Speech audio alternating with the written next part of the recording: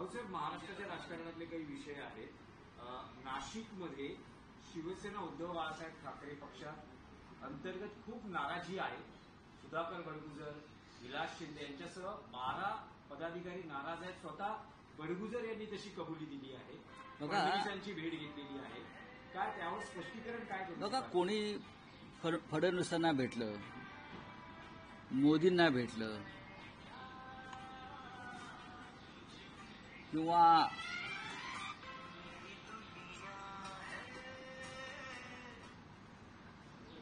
कसं काय झालं आपोआप.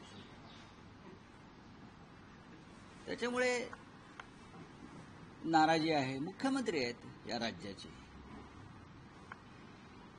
ते महानगरपालिकेच्या काही संदर्भात भेटले असतील, त्यांना भेटावं असं वाटलं असेल. आम्ही भेटत नाही. आमच्यासारखे लोक किंवा कडवट शिवसैनिक टाळतात अशा भेटीगाठी. याच्यामुळे आपल्या सहकाऱ्यांमध्ये गोंधळ होईल, संशयास्पद वातावरण निर्माण होईल. अशा भेटी नेहमी टाळायच्या असतात अशा वेळेला, जेणेकरून आपल्याविषयी संशय निर्माण होईल. आणि कोणाला भेटण्याची इच्छा असेल तर त्या इच्छेविरुद्ध कोणी काही कायदा आणलेला नाहीये ना. इच्छा मरणाचा कायदा आहे, पण इच्छा मारण्याचा कायदा नाही. नाशिकमध्ये मीडियातून ज्या बातम्या येत आहेत तसं नाही. एखाद दुसऱ्या व्यक्तीनं नाराजी व्यक्त केली म्हणजे संपूर्ण शिवसेनेमध्ये फाटाफूट आहे. व्यक्ती म्हणजे शिवसेना नाही. आणि त्या व्यक्तीला नाराजी व्यक्त करण्या एवढी प्रतिष्ठा त्या पक्षानंच दिलेली असते. ठीक आहे, पक्ष अडचणीत आहे. लोकांना लाभ हवे आहेत, तर लाभासाठी लोक पक्ष बदलतात. कोणत्या महान विचारानं कोणी पक्ष सोडला असेल तर मला सांगावं. आणि नाराजीचं म्हणाल तर एकनाथ शिंदे हे शिवसेनेत पण नाराज होते, आणि एकनाथ शिंदे आता फडणवीस यांच्याबरोबर सुद्धा नाराज आहेत. पहा त्यांचा चेहरा तुम्ही. या महाराष्ट्राच्या राजकारणात फक्त एकच व्यक्ती मला कधी नाराज दिसत नाही, ती म्हणजे अजित पवार. ते त्यांचं कौतुकास्पद स्किल आहे. तुम्ही कधी पहा, म्हणजे काही असेल, मला अजित पवार कधी नाराज दिसले नाही. ते शरद पवार साहेबांबरोबर असोत, ते फडणवीसांबरोबर असोत, प्रधानमंत्र्यांनी त्यांच्यावर 70,000 कोटीचा सिंचन घोटाळ्याचा आरोप केला तरी ते नाराज नव्हते. उद्धव ठाकरे यांच्याबरोबर ते सगळ्यात खुश होते. आता माणसानं का आणि कशाकरता नाराज हवं हा त्याचा व्यक्तिगत प्रश्न आहे, हा राजकीय प्रश्न नाही. सगळं काही माझ्या मनाप्रमाणे होईल या भूमिकेत काही राजकीय लोक असतात किंवा कार्यकर्ते असतात. पण पक्ष हे संघटन असतं. पक्ष कुणाच्या मालकीचा नसतो. मग शिवसेना असेल, काँग्रेस असेल, राष्ट्रवादी काँग्रेस असेल, पक्ष हा सगळ्यांचा असतो आणि सगळ्यांच्या मतानं चालायचं असतं. मी म्हणजे पक्ष नाही, हा जेव्हा अहंकार निर्माण होतो तेव्हा त्या व्यक्तीच्या अधपतनाला सुरुवात होते. मी म्हटलं ना की एकनाथ शिंदे उद्धव ठाकरे यांच्याबरोबर पण नाराज होते, आणि आता जिथे आहेत तिथे फार खुश नाहीयेत. अशा व्यक्तींच्या आजारावर कोणताही उपाय नसतो. बडगुजर हे म्हणजे नाशिकची शिवसेना नाही, ते आमचे सहकारी आहे. एक लक्षात घ्या, ज्या क्षणी एखादी व्यक्ती काही निर्णय घेते त्यानंतर आम्ही बोलतो, या क्षणी ते शिवसेनेमध्ये आहे. मला त्याच्यावर बोलायचं नाही, मला बोलायचंच नाही. जो अलीकडे फॉर्म टाकला होता की नाशिकमधून शिवसेना युबीटीतून अनेक गिरीश महाजन यांनी सामनातही तो उल्लेख केलेला आहे आणि वादग्रस्त हे भारतीय जनता पक्षाचे लोक आहेत किंवा शिंदे गटाचे लोक आहेत. त्यांचं एकच अजेंडा आहे, पक्ष फोडणं. ते आपापल्या मंत्रालयातली कामं करतायत का? गिरीश महाजन यांच्याकडे आपत्ती व्यवस्थापन असं मंत्रालय आहे माझ्या माहितीप्रमाणे, बरोबर ना? ते सुद्धा मोठ्या मिन्नतवाऱ्या करून त्यांना मंत्रिमंडळात घेतल्याची माझी माहिती आहे. त्यांना मंत्रिमंडळ घेण्यास केंद्रीय समितीचा विरोध होता, कारण यांच्या भ्रष्टाचाराची आणि इतर अशी प्रकरणं आहेत. गिरीश महाजन यांच्या मंत्रालयामध्ये अभिषेक कौल नावाचा व्यक्ती कोण आहे हा एक ठेकेदार आहे, बिल्डर आहे. तो गिरीश महाजनच्या कार्यालयात बसतो आणि त्याचा फोन आल्याशिवाय आपत्ती व्यवस्थापनाची कोणती फाईल गिरीश महाजन मंजूर करत नाहीत. हा अभिषेक कौल सगळे व्यवहार बाहेर करतो. त्याच्याकडे पैसे जमा करायचे. आपत्ती व्यवस्थापन हा सामान्य माणसाशी संबंधित खाता आहे, लक्षात घ्या. 350 फाईल गिरीश महाजन यांच्या मंत्रालयामध्ये पडून आहेत, कारण त्या 350 फाईलचे व्यवहार व्हायचे आहेत आणि सगळे व्यवहार मिस्टर फडणवीस, लक्षात घ्या मी काय सांगतोय ते, आणि सगळे व्यवहार हा अभिषेक कौल नावाचा ठेकेदार आणि बिल्डर जो नेमलेला आहे गिरीश महाजन यांनी, तो करतो. माझ्याकडे फडणवीसांनी मागावं, मी द्यायला तयार आहे, पण मला माहिती आहे तुम्ही कारवाई करणार नाही. पण या राज्याला कळलं पाहिजे काय लायकीचे मंत्री फडणवीस यांच्या मंत्रिमंडळामध्ये आहेत. देवेंद्र फडणवीस यांनी जे त्यांच्या भोवती साधू संतांचं महामंडळ जमा केलंय, त्यातले एक साधू संत गिरीश महाजन त्याला. खरं म्हणजे काल ते कुंभमेळ्यानिमित्त साधू संतांची बैठक घेऊन अनेक साधू संतांच्या चरणस्पर्श करत होते. त्यांनी गिरीश महाजन, एकनाथ शिंदे, प्रफुल्ल पटेल हे जे ईडी पीडित जे साधू संत आहेत त्यांच्या पाया पडायला पाहिजे. या सगळ्यांमुळे त्यांना शिवसेना फुटीचा आनंद घेता आला, लक्षात घ्या. म्हणजे त्यांची तपस्या कधी पूर्ण झाली नसती. गिरीश महाजन हे फडणवीस यांच्या मंत्रिमंडळातले अत्यंत भ्रष्ट मंत्री आहेत. पुढलं काही सांगत नाही.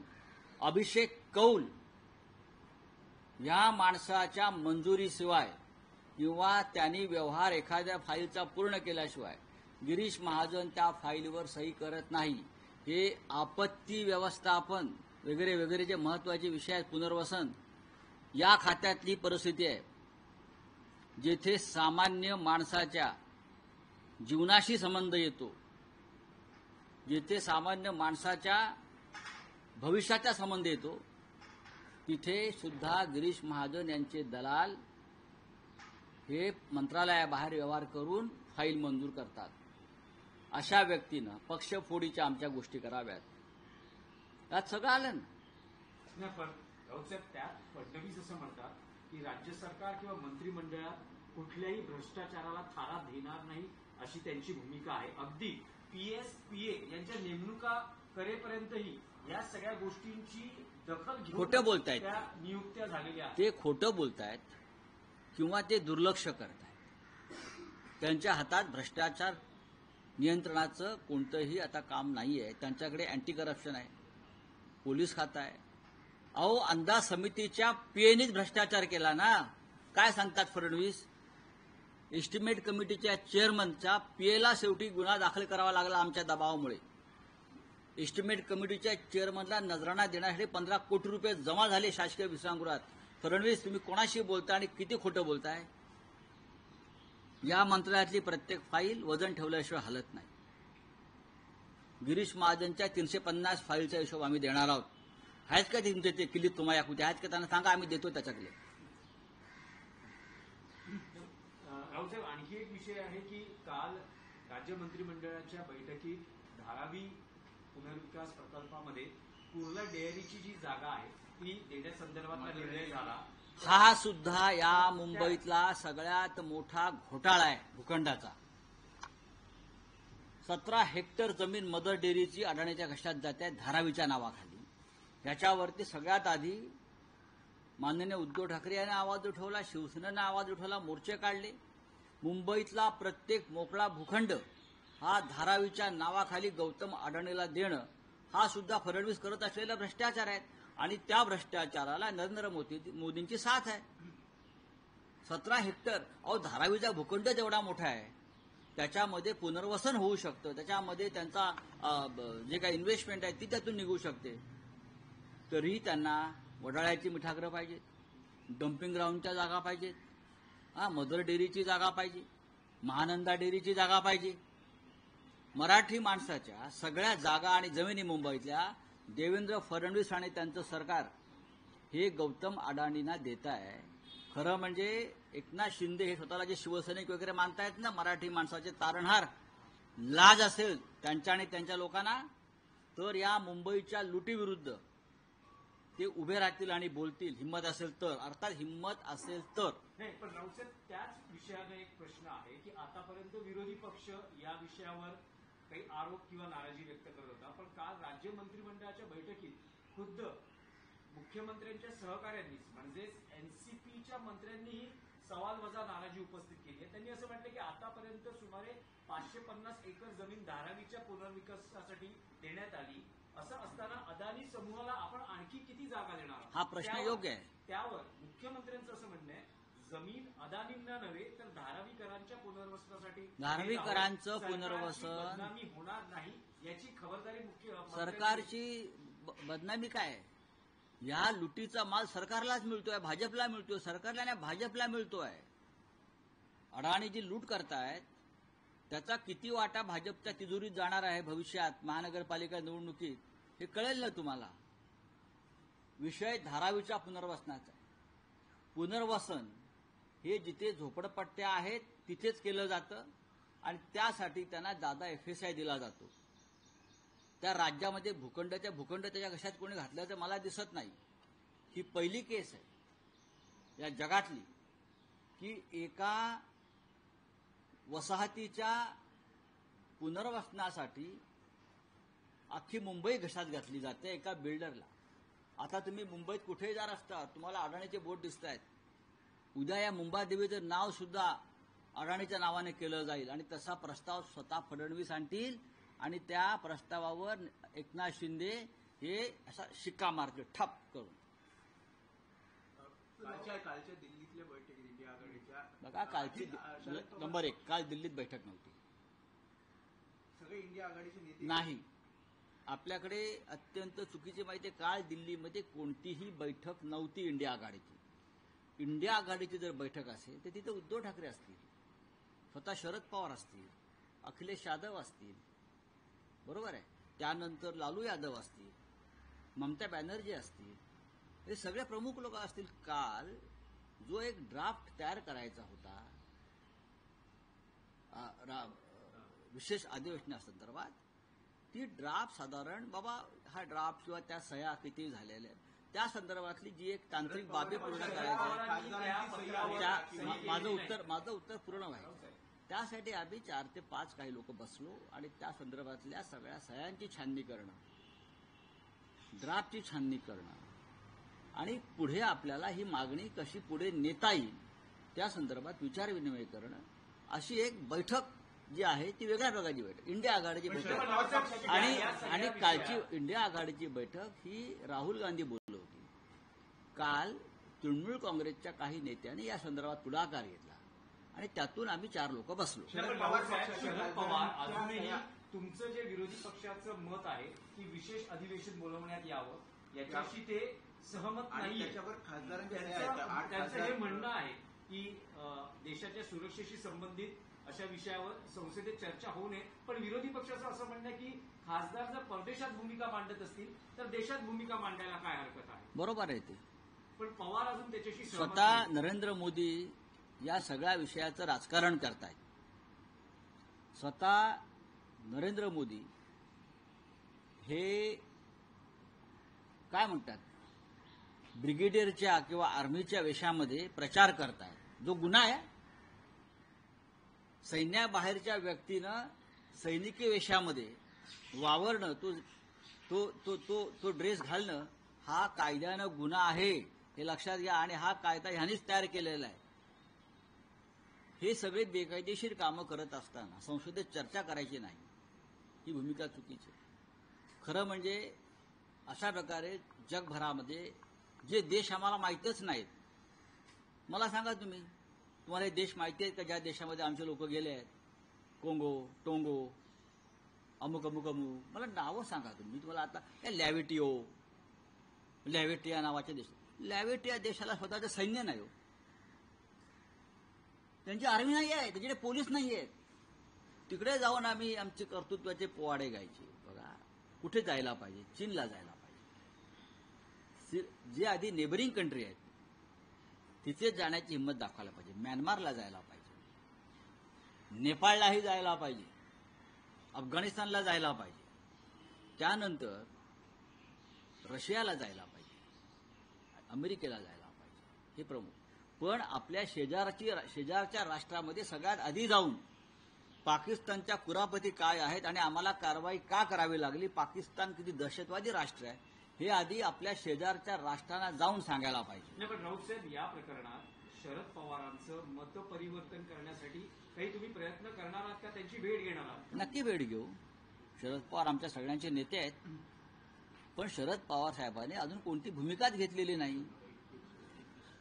पत्रावर सही ही फ्लोअर लीडरची लागते आणि सुप्रियाताई सुळे या परदेशात आहे. एवढं तुम्ही समजून घ्या. आदित्य ठाकरे असं काय म्हणाले की मनसेला साथ घातली आहे. आम्ही साथ मनसेला घातलेली आहे, आम्ही पूर्णपणे तयार आहोत. आता त्यांनी ठरवायचं आहे. बरं, मनसे पूर्णपणे मौन बाळगून आहे. खरंच पडद्या मागे काही चालू आहे की हे मौन बाळगण्यामागचं काही कारण वेगळं दिसतंय? बघा, कोणी काही मौन वगैरे बाळगत नाही. स्वतः मनसेचे प्रमुख राज ठाकरे यांनी इच्छा व्यक्त केली होती की त्यांच्या सहकार्यांनी नाही, आणि त्यांच्या इच्छेवरती त्यांचे बंधू आणि शिवसेना पक्षप्रमुख उद्धव ठाकरे यांनी एक भूमिका घेतली. त्यानंतर आम्ही काही भूमिका घेतलेल्या आहेत सगळ्यांनी. योग्य वेळी तुम्हाला तुमच्या मनातली बातमी कळेल. तुम्ही काल एक ट्विट केलं, त्यात एक व्यंगचित्र ट्विट केलं आणि त्यात असं म्हटलंय की ईडीच्या कार्यालयात हे पुस्तक पोहोचल्यावर त्याची पळापळ झाली आणि ते व्यंगचित्र तुम्ही ट्विट केलेलं आहे. चांगलं आहे ना ते व्यंगचित्र. ईडीला हे नक्की पाठवलं. ईडीच्या सगळ्या अधिकाऱ्यांना पाठवलं. ज्यांचा माझ्या अटकेमध्ये सहभाग होता त्या सगळ्यांना मी जवळजवळ 12 प्रती पाठवलेल्या आहेत, 12 अधिकाऱ्यांना. एक सांगतो. नंबर 2, आता मी आज सरसंघचालक मोहनराव भागवत आणि त्यांच्या प्रमुख सहकाऱ्यांना सुद्धा हे पुस्तक पाठवणार आहे. त्याने सुद्धा हा नरकातला स्वर्ग वाचला पाहिजे. आणि त्यांनी जे सरकार सत्तेत आणलेलं आहे, त्यांच्या संघ स्वयंसेवकांनी कष्ट करून एका उदात्त हेतूने त्या लोकांनी या देशाचा कसा नर्क केलेला आहे हे त्यांना कळावं. ह्या लोकांनी मानवी स्वातंत्र्याचा कसा गळा घोटलेला आहे, लोकशाहीचा कसा गळा घोटलेला आहे, हे सुद्धा सरसंघ चालकांना या पुस्तकातून कळावं. म्हणून मी स्वतः सरसंघ चालकांना पुस्तक पाठवून त्यांच्या इतर सहकाऱ्यांना सुद्धा हे पुस्तक मी पाठवतो. झंडेवाला इस्टेटला माझी पुस्तकं आज पोहोचतील दिल्लीत, आणि नागपूरच्या संघाच्या मुख्यालयामध्ये 2 दिवसांनी. देवेंद्र फडणवीस, एकनाथ शिंदे यांना पुस्तक पाठवलं.